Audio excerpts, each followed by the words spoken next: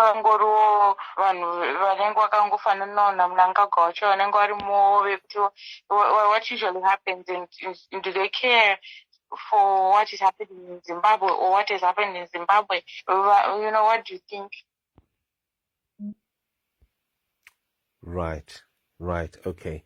Well, Inini, what I understand happens at forums like this. It's a crucial platform where a lot can be said to the international community. And for Susan, it's a big opportunity, Equity. As she's speaking, more ears are listening. And the impact of it, how far what she says will go, is only limited by your imagination. We're talking here a place where people from all over the world are coming. They are converging. By UN IPAPO. I am still to hear from the other organizations where she's going to be speaking. But so far what I can tell you is she does have a very, very well laid out schedule per UNGA IPAPO, which will be really crucial to highlight the plight of the girl child. I don't know if I've what you feel can help you to understand. Yes, Saka, you having a time to research and know my platforms are kutaura. Like, did you say the world? What is the first one that you are familiar with? No, I was just saying the UN General Assembly. It's a UN General General Assembly. Yes. What is the purpose of the UN General Assembly? Is it there to have such conversations? And what achievements in the past have there been where people have come, and have they been able to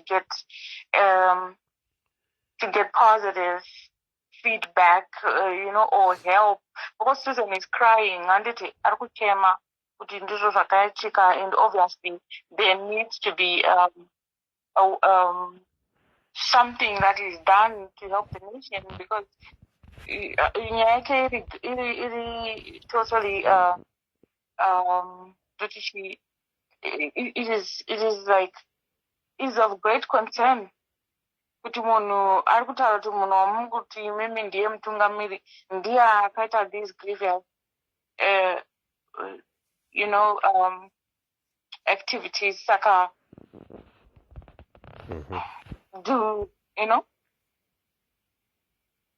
what are we to look forward to getting from this platform?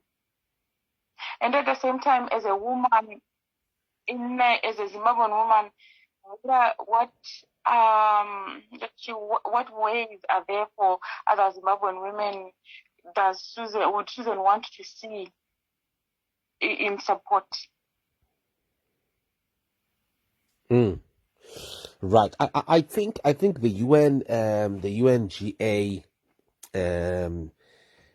speeches that she is set to make are going to provide a platform here, legal action against Mnangagwa. Now, when I mean legal action, I don't mean necessarily taking Mnangagwa to court. I see Mnangagwa being dealt with in numerous ways, like people who are at the level of head of state are generally dealt with. What I mean by this is everyone has got limits. Munwese on earth has got limits. And legal researchers, social workers, organizations, and they are there, by the way. There are some very, very well-established organizations based there in New York who have capacity to deal with complex issues of the level Susan Mutami. I think what this is going to do, it's going to make it possible now for these to probe the different opportunities and methodologies that are there, that can be there to dislodge Mnangagwa over what he's doing, or at the least, or at the beginning, to expose him. And we have a case Yeku Gambia. Jammeh was toppled in Gambia, right? And one of his offenses was in the area child rape. One of the areas Zaita here. The build up to the toppling Jammeh was in the area. I mean, it was triggered by an expose Yeku on child rape. So I foresee Susan Mutami's public addresses helping to, and I'm hoping that they do, to provide that atmosphere that should start to have people explore and institutions explore ways and means Mnangagwa can be stopped. So those are the things that I see there. Those are the opportunities that I see. But over and above, I also see the United Nations as a body. I mean, the professional body of the United Nations, not the political body, but the professional body, being then able to probe Mnangagwa over who he is and what he's doing. My areas of child sex assault, they are dealt with at the highest level of prioritization in criminal law, international criminal law. And Turukutaura here, we're talking about this aspect of grooming. And a lot of people you've noticed here, I think Kanamanga Mawona Vanjazikuti Inini, I have been criticizing some people who I reveal have a mere political agenda. Now, these people, they have not explored enough the facets or the facilities that are there for Susan Mutami's plight. And somewhat, and perhaps because Iwo, they are limited scope, irimu area, a political achievement. And there's this aspect, grooming. Grooming chaicha yoku grumavana, okay, from young age, for them to become either soldiers, so child soldiers, or child spies. Now, this is a big area. I foresee the United Nations body, and particularly professionals who work around the United Nations, begin to explore this area, EOE, what facilities are there to deal with someone who grooms kids. And in Nina, I've said it, that you see, I see Susan in the area, child grooming. Munu aka groomwa, okay, to become a child spy, okay? Yeah, that category is the same thing as a child soldier. Now, people like that, children who have been raised like that, most of the time they are exploited sexually. And if you check Pama war crimes in terms of category, those are the type of war crimes that warrant even a UN Security Council meeting, a summit to be held over Zimbabwe Chet. So, this is not small. I think here the development, Susan Mutami going to the United States, to the UN General Assembly, should set the tone that is needed. Kutima sports achitanga. I think. But, Vanjazi, if you ask me, I'm worried, and I'm hoping, I would like to advise that there be real professionals, not my politicians as NOPF, who just merely want to see Mnangagwa toppled. Because some of these people, if you see how they've been guiding Susan Mutami, they've been really, doing it in a way that could end up here defeating the purpose. Let there be real professionals. Let there be doctors, psychologists, right? Let there be people who have the objective to serve and help Susan Mutami and many other victims, not my political vouchers who merely want to achieve a political end. Because if it gets to that level, zvinobva zvadhakwa, zvinobva zvashata kumberi ukoko, and it will be in fact empowering Mnangagwa wachona iyeyu. But over and above, what I'm saying here is Susan Mutami's trip to the US is an explosion in itself. But do you know, let it be professionally guided. That's what I can say there. Kuitira kuti masports anyatsofaya afambe. And also, Susan Mutami wacho ngazive ngavo a responsibility so that when she projects herself, she is clear, she is not pursuing an agenda, iyari kutaura nyaya yake iyo point blank, and ngaratidzewo kuti look, iye chishuwo chake is to expose rape. And I'm saying this because Moon Uyu, Susan, ane background here will spy. And there's a high chance here. Yekuti, a lot of the people Varkumutuma, and not just a chance, but actually I can even give you names. Varkuda kuti ango achieve politics because they know that she's been working under Owen Muda. Sakakana zakadai.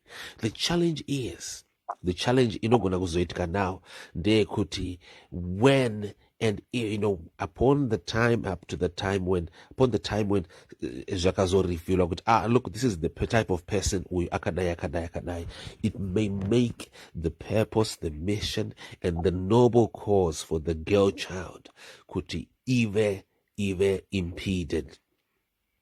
But over and above, just to reply you here then, this is big. UN General Assembly is a blast. And I'm hoping, I think a lot of people would like to see in the Zimbabwean community even a blast, not a puff. I hear your point about because Susan might have also been doing other services, like you say, Kuti, as a spy, but does that negate or does that make child rape acceptable? Whether she was a spy or not a spy, I feel like I think that it still doesn't make it right. Child rape, it doesn't make child rape acceptable at any point. Well, absolutely. Between you and I, and maybe the other people around here, okay, following with us. Yeah, of course, it shouldn't.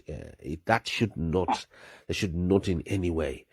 But the challenge here that we can also face is that any other extra dangling matter could easily have the impact of delaying. She was a child. Remember, she was a child. Whatever dangling matter or whatever extra activity that was involved, consider that she was a child, and chances are that those extra expectations or duties that she was given were not something that she herself was interested in or applied for. Oh, you know what? You are so spot on. You're very, very spot on there. And those are things that you see, people who are overlooking, who are analyzing this case. Yeah, I'm sure they will consider. But you also want to look at it here that the opponents here, my legal advisors, Mnangagwa, my legal advisors of the other people that Susan Mutami accuses, legal advisors of Temba Mliswa, legal advisors of several other people here, legal advisors even of Mary Chiwenga. By the way, Susan Mutami is against Mary Chiwenga as well. I don't know if you had noticed. Even in the audio, she made some... I don't know. Yeah, in talking of Mary Chiwenga, I don't speak much for her because I never really saw what she did when she was in a position to help anyone. Mm-hmm. Honestly, with such a position, and even in the Bible, when women are exposed to men of such power like Esther, they move for the people. They, no matter how hard or how difficult it is to reach the king, with such a woman who sleeps with that king, she's able to change things for the better for the nation. But I never saw anything that I can say, Mary did this for us. How many in Zimbabwe in the last something 50 out of a man that in the no last matter how harsh the in the man last is, but in that the she in the had last such access. in the last So I never really speak in the last about half a Mary century, because I don't know anything in the last that half she did for the people. in the last half a century, in the last 50 years, beginning with the wife of Ian Smith, which woman do you know in the country who has been married to someone who is in power, who has had power to influence that man?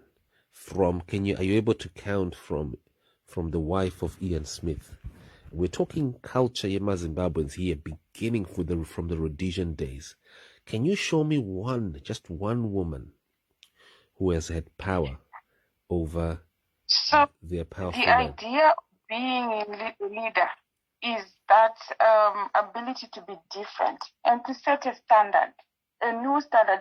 We don't get into leadership to follow what Ian Smith's wife did, and then the next, and then the next, and the next. You go into power to influence for the better and to represent the underprivileged or the unrepresented. So that, to me, now, if she had done that, I think that a lot of Zimbabwean women right now would be really rallying behind her, because they would have all these testimonies to say that this woman did this woman was like this woman like this. But as far as I know, it was more about herself, accumulating things for herself. So that is the kind of leadership that we are talking against, that we do not like, that we cry about every day, that when a woman has an opportunity to sleep with such a man in power, neg him and get him to change things, to effect things for the better. Okay. And not make it work. So now let's jump. What I was saying was, just so that we don't get distracted, what I was saying there was that whoever is advising these people that Susan Mutami is accusing, right, could easily have an advantage if they operate with better knowledge, and they can demonstrate that better knowledge of who Susan Mutami is and what she's doing. People like that, they could easily outmaneuver the very agenda, the very noble objective of dealing with child rape. And that's what I think. I beg to disagree on that one. Susan is reporting on something that happened to her while she was still a kid. What she does now, or who she is now, again, remember, if you look at her now, there are so many reasons why she could be the person that she is, because child rape affects the rest of a person's life. So no matter what anybody tries to lift on her, she was a decent kid. She was going to school. She was like any other kid. But this child rape changed her life, and has probably changed her, trajectory, or her journey, the rest of her development as a woman. So there's no way that anyone can bring any form of judgment, because these things happened to her when she was a kid. So there's no. Are you also exploring the possibility here in your mind of thoughts, possibility of the opponent bringing out, the possibility of them bringing out contradicting information? Don't give them ideas. I'm not giving them ideas. What I'm simply saying, Don't do the enemy's homework. Well, do you know what? I think if you look at our country here, if you look at our country and where we are right now, we every time the people, the povo, have generally always been outmaneuvered by those in power on ideas. Do you agree? I think that Zimbabweans are very smart, but not really being overpowered in ideas, but on abuse of law, abuse of authority, and abuse of the law, where they have done what should be done. They have followed the law, but then some form of abuse and injustice, not so much that they've been overpowered in terms of ideas, but just abused. Right. Abuse of justice. Well, so here's the context, folks. I think let's just summarize. So Susan Mutami is headed for the United States, and she announced yesterday. Yesterday was on Monday. Yes, she announced that she's headed for the United States, the UN General Assembly, and she's going to be making speeches there. And she is also going to be, she's going to tell of her plight. She's on the invitation of Zimbabweans there. And she revealed 3 different functions. She's likely to speak at several others. This is a big, huge, massive development in our community, because for the first time, the plight of the girl child, Manamudiki, is being spoken, is being heard. Don't you think, Anjadzi, as we end, that we need more, Zimbabwe needs more children speaking, not just Susan Mutami, kuitira kuti nyaya ive clear. There you go. So that's the thing that I was thinking.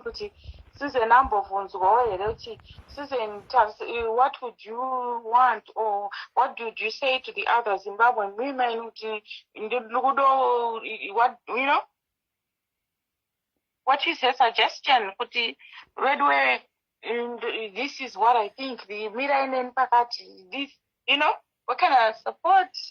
What is the advice that she's gonna give? But what does she expect from the other Zimbabwean women, or what should other Zimbabwean women do?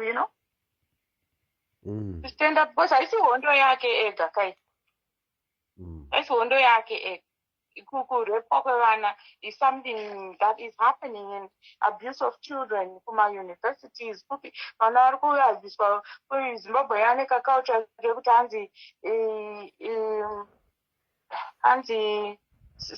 there's a word that they use. Not the sponsor, but what is the word? Shit, I forgot the word, but they have this word where young students have these old people that they're abusing them and giving them money so that they can pay for their day-to-day expenses and things like that. It's not right. It's not right for a nation to abuse its young people like that. That's not a way forward. Right. It's not even patriotic. People are more than 50, 60, 70 years and they want to abada school fees it's not right. Yeah, culture. You on the Tory proper ground, told out you one way to get up and fight. Oh, you are hands in them ones, my blesser. No, blesser, yes, that's the word. What stupid blesser? How is that a blessing for young kids to be sleeping with some old men? Honestly, and what kind of future are they building for these kids? And they're the same people that are running the economy down. So that they can abuse them. It's not right. But I think that I hope people can see kuti hondo irikutangwa naSusan yakakura. Wow.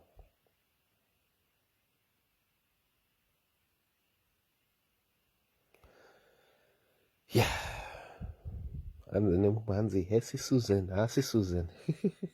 Kimberly Mude. It's not Susan. Right. Andrazi, thank you very much. Let's see how things go. And we'll continue to hear more, hear and more. Thank you. Wonderful.